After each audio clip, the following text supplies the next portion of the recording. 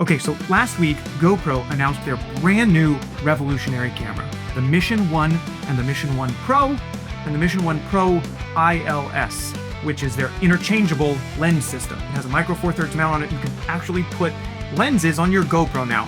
It was a crazy announcement, and last week we had a podcast. My buddy Jake asked me about the launch, and I had some thoughts.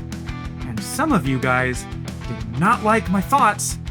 So here we are. I still have questions about this camera, and as excited as I am, I think we got to talk about it. Let's get into it.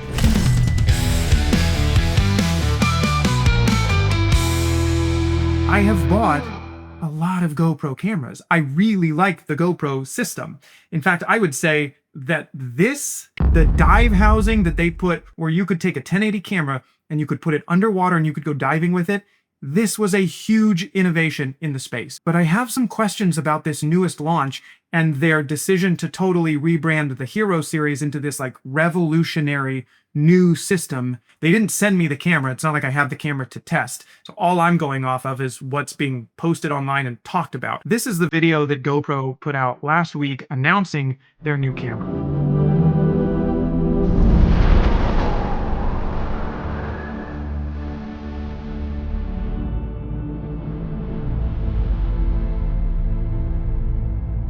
It's not a lot of shots, but it really looks great. And one thing I've always complimented GoPro on is their color science. But in terms of specs, this is as close as that I could find, so we can go over it together. All three of them have the same 50 megapixel, 1" 4/3 sensor in them. That's all new for GoPro this year. I could not find, if somebody out here knows, I don't know what sensor they're using. I don't think GoPro's in the business of developing their own sensors, so it's probably a Sony sensor that they're using. That would tell us a lot in terms of their real-life dynamic range, since there's not a lot of footage out there. We'll get into that in a second. The Mission and the Mission 1 Pro both have the same fixed 15mm equivalent lens, and obviously the ILS is an interchangeable lens, so you can change it out and put different lenses on it, which is a cool selling point, but I've got questions. More to that in a minute.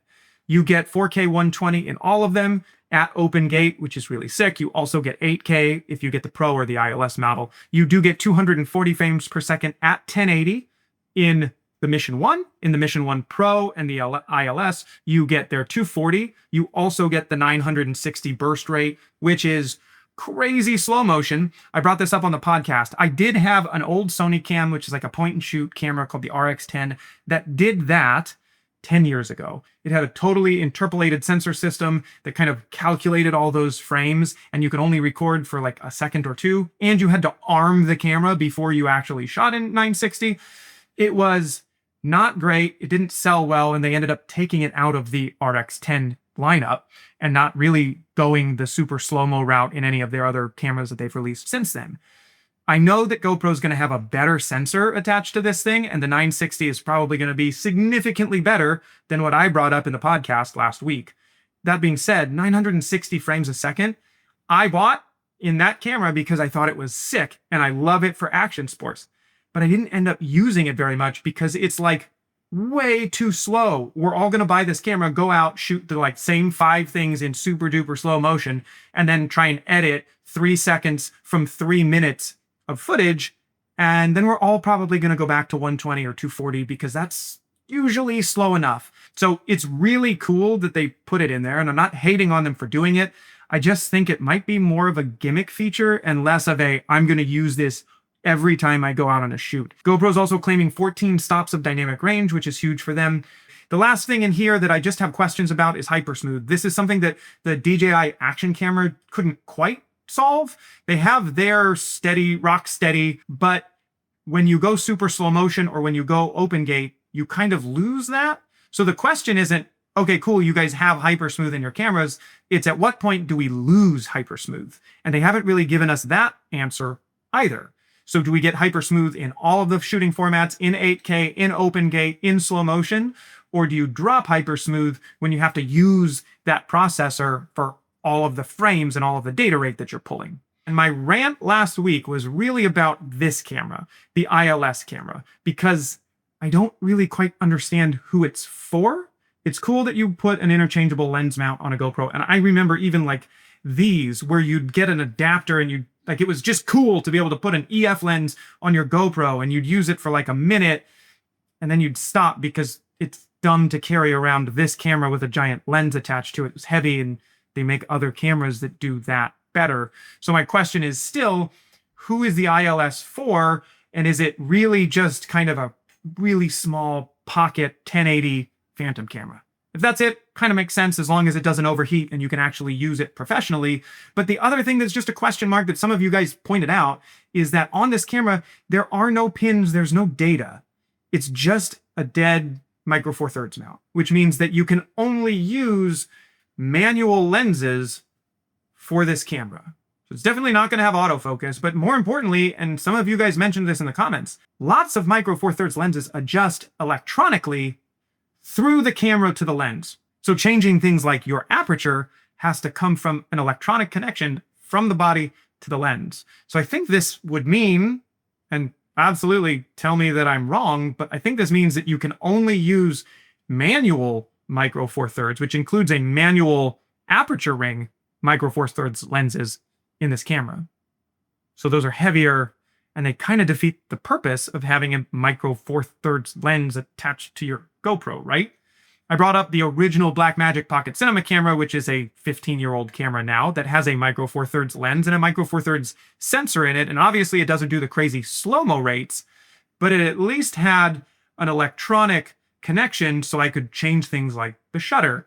And it did have kind of an autofocus, although really didn't have an autofocus. And a lot of people complained about the Blackmagic cameras because they don't have autofocus, and it's kind of a deal breaker when you're run and gun and moving around fast.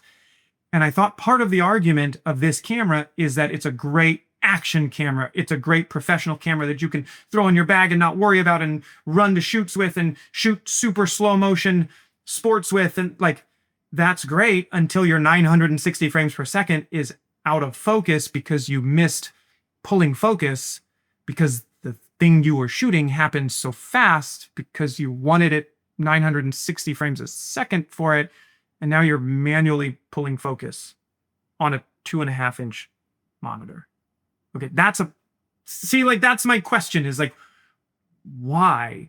And the other thing that has come out since the announcement is that you can monitor your GoPro feed from your phone or from wirelessly, but at least in the past, all the GoPros have a little bit of a lag when connecting to your phone through Bluetooth and Wi-Fi or whatever. Even Sony's monitor and control app has a little bit of a lag where it's like doable to pull focus on, but it's not great to pull focus on. And they've come such a long way from the beginning of that app. So again, if we're pulling focus at 960 frames a second and we're manually pulling focus, there needs to be a monitor solution for that, right?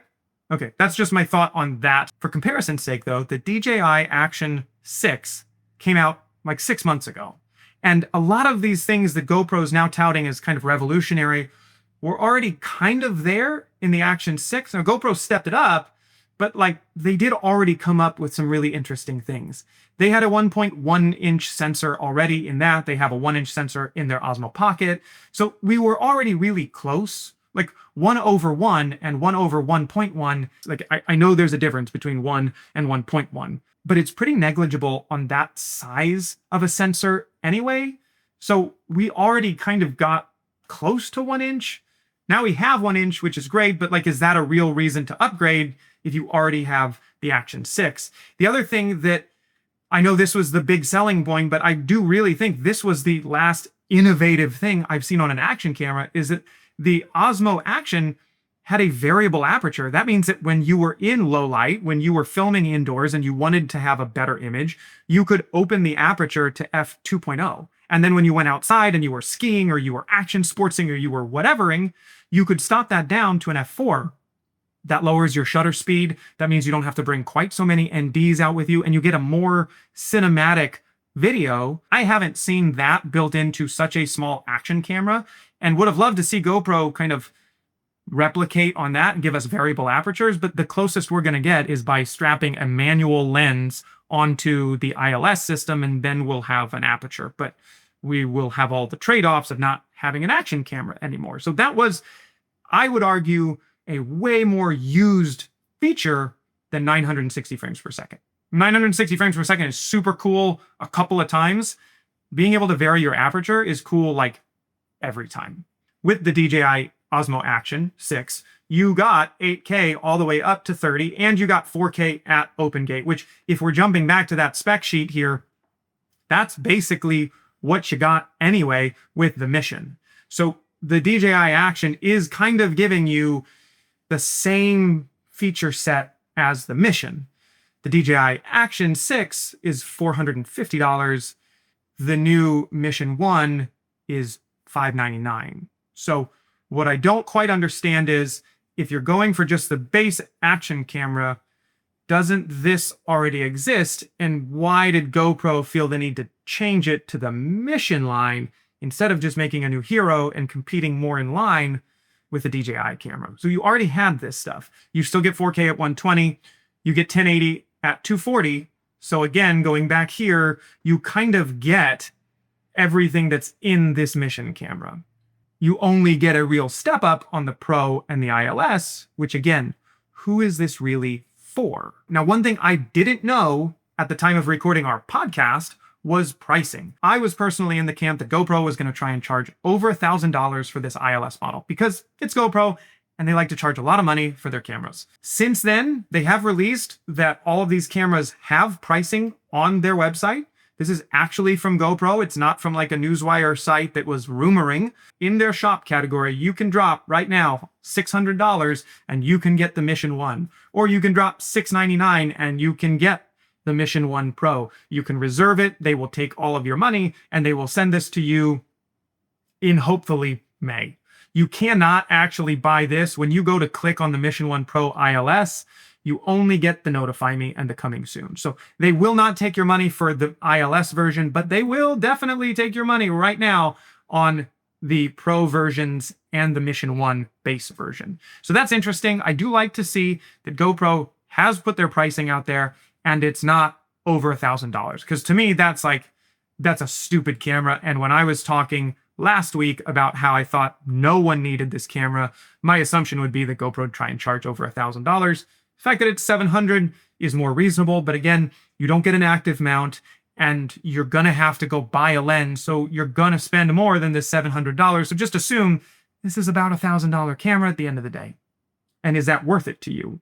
The last thing, and this is what I really feel like is fishy, I don't remember another GoPro launch where they came out with a camera, they had a bunch of influencers with the camera already testing it, we got a whole bunch of posts about the camera, and nobody was allowed to post footage.